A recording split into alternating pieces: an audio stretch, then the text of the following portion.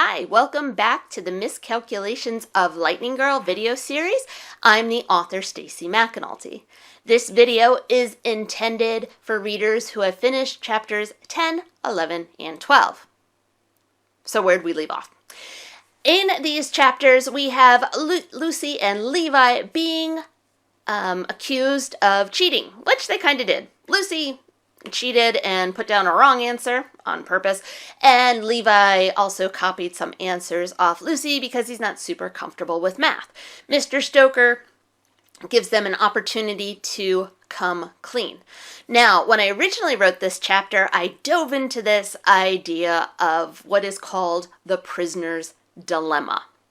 And I was kind of thinking of Lucy and Levi in that situation. So I'm going to try to summarize what the prisoner's dilemma is. It's a kind of famous dilemma. So you have two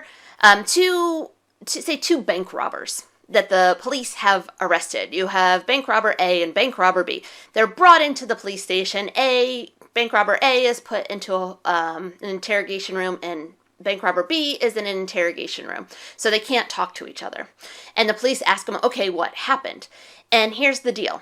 If bank robber A says, we didn't do it, I didn't do it, he didn't do it, and if bank robber B says, I didn't do it, she didn't do it, then they both get off. So if they both claim to be innocent, everybody's free. If they go in and A says, it was B's fault, he totally did it, then B is going to jail and A is getting off.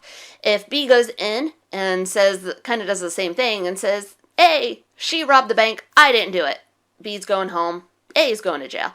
If they both do that, at the same time, point to each other, and they both go to jail. So that's, I know, I probably blew that definition a little bit, or that explanation.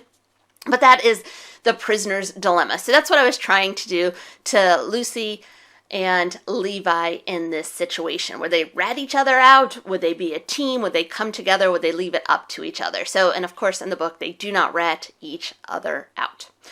Okay, another thing that happens in that same scene as Levi asks Lucy about her lightning bolt necklace. And he asks if it's a Harry Potter thing. So there's lightning bolts in the design of this book. We took lightnings in the cover, or in the title. So I got really into the kind of lightning icon after I wrote this book. So I was so excited. It was my debut book. So not only do I have the necklace, I have earrings, I have t-shirts, I have a handbag with a lightning bolt on it. So lots of lightning on everything. And when I'm traveling around, especially to literary festivals where there's a lot of book lovers there, anytime they see a lightning bolt, someone always comes up to me and says, hey, are you a big Harry Potter fan? And I do love Harry Potter. But this is my lightning bolt. So, the lightning bolt kind of icon can be used for various books. So I think that's kind of neat how that in that scene that Levi thinks about Harry Potter, because I see Harry Potter, or I'm approached about Harry Potter anytime I wear a lightning bolt. In these chapters, we also have Maddie, the mean girl, being not so mean. She is throughout the book, her and Lucy kind of battle. They don't get along, or Lucy's kind of picked on by Maddie.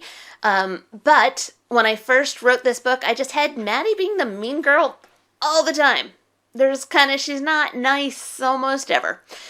And my editor said, hey, this probably isn't super accurate, because everybody thinks they're the hero of their own story. Everybody thinks they're the good guy.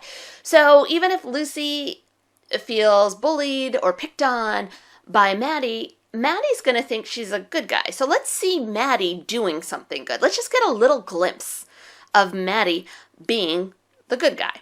So in this scene, she helps Levi after he spills his milk. So that was my editor's idea to add that in there, because we just didn't want this flat, one-dimensional character with Maddie. We didn't want her to be mean the whole time.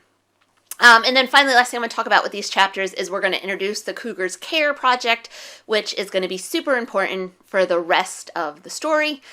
And this came about because my oldest daughter went to an IB middle school, so they do a lot of projects, starting in 6th grade, and the school actually goes up to like 10th grade, and they have projects, and you have to do community service hours, and each year you're required to do more and more community service hours. So I drew that from her experience as an IB student.